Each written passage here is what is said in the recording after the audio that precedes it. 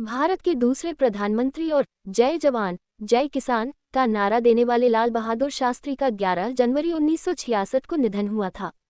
सोनीपत कांग्रेस भवन में लाल बहादुर शास्त्री को श्रद्धांजलि अर्पित की। इस दौरान में कांग्रेस के वरिष्ठ नेता धर्मपाल मलिक, पदम सिंह दहिया सहित अन्य कार्यकर्ता भी मौजूद रहे। वरिष्ठ नेता धर्मपाल मलिक ने कहा कि अपनी देखिए, वो बहुत ग्रेट आदमी थे।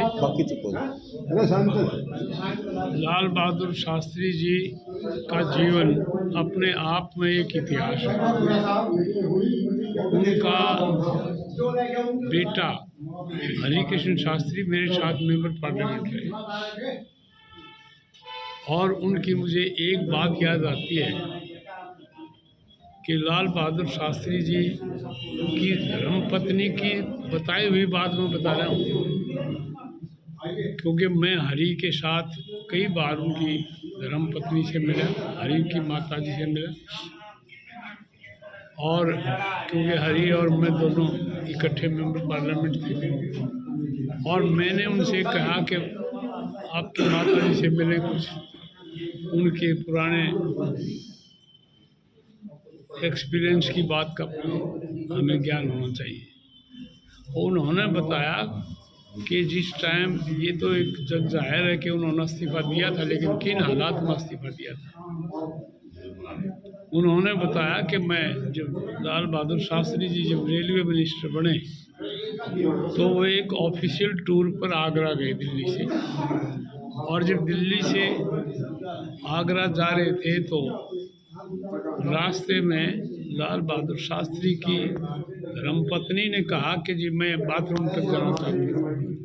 वो चली गई, और जब वो वापस आई तो गाड़ी जैसे लाइन बदलती है, झटका लगता है, तो झटका लगा और उन्होंने शास्त्री जी को कह दिया, शास्त्री जैसे पति पत्नी करते हैं बात, कि शास्त्री जी आपकी रेल ने तो गिराई दी होती। बोले ठीक है, बैठ जा। उसके बाद जब शास्त्री जी ने इस्तीफा दिया और वो आए, वो उनका आपस में इतना प्यार था कि जब शास्त्री जी रेल भवन से आते थे घर पर, तो सरकारी गाड़ी में एक पुलिस वाला होता था केवल, और साथ में पीए होता था। तो जिस टाइम रेल का एक्सीडेंट हुआ उनके कार्यकाल में, तो उन्होंने इस्तीफा दिया और वहीं गाड़ी छोड़ दी, और वहीं गनमैन और वहीं ये छोड़ दिया। और घर जब वो टैक्सी में उतरे तो उनकी धर्मपत्नी ने कहा कि जी आज यूँ कैसे? उन्होंने कहा मैंने इस्तीफा दे दिया। कि क्यों? कि जी रेल का एक्सीडेंट हो गया।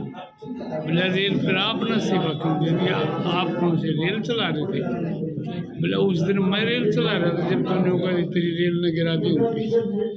तो जब तेरे दिमाग में भी ये है कि भाई मेरी रेल है, मैं रेलवे मिनिस्टर हूँ, तो आम जनता क्या सोचती हो? तो मेरे कहने का तात्पर्य ये, वो इतने ग्रेट आदमी थे जो आज तो राजनीति में पता नहीं क्या हो गया, लेकिन वो बहुत सीधे साधे आदमी थे। एक और बात की मुझे याद आती है, आज की राजनीति को देखते हुए इनकी शिक्षाओं पर किस तरह से चला जा सकता है? ये देखिए, मैं कहता हूँ राजनीति का व्यापारीकरण कर दिया, वरना राजनीति एक सेवा का माध्यम था और राजनीति सेवा का माध्यम ही होना चाहिए। और लाल बहादुर शास्त्री जैसे लोगों के जीवन का परिचय अगर हम लोगों को बताएं तो उनको अफसोस होगा कि ऐसे भी आदमी हुआ करते हैं, और आज हमने उस चीज़ को फॉलो करना चाहिए। लाल बहादुर शास्त्री बहुत ग्रेट आदमी थे, और उनकी एक और ग्रेटनेस मैं बताता हूँ कि जिस टाइम मैं दिल्ली यूनिवर्सिटी में लॉ में पढ़ता था, हरिकृष्ण शास्त्री जी का बेटा भी उसी टाइम दिल्ली यूनिवर्सिटी में लॉ में पढ़ता था। और मैंने खुद देखा है, जैसे हम आम जो विद्यार्थी थे वो खिड़की पर खड़े होकर फीस देते थे, वो प्रधानमंत्री रहते हुए उसी हैसियत में फीस देता था जैसे एक आम विद्यार्थी देता है। और एक दफ़े की बात का किस्सा मुझे याद आता है, जो हरि ने बताया। उन्होंने कहा जी कि मैं जब शास्त्री जी रेलवे मिनिस्टर थे तो उनकी शाम को गाड़ी को मैंने ड्राइवर को कहा चल मुझे दिल्ली में घुमा जा। वो सरकारी गाड़ी में घूमने चले गए। शास्त्री जी ने अगले दिन देखा गाड़ी तो 15-20 किलोमीटर ज़्यादा चली है, कहाँ चली है? ड्राइवर से पूछा और उन्होंने बताया कि जी हरी लेकर गया था, मैं उनके साथ गया था। उन्होंने कहा जी इसका लॉग बुक भरो और जो प्राइवेट चली है इसका खर्चा मेरी तनख्वाह से काटना।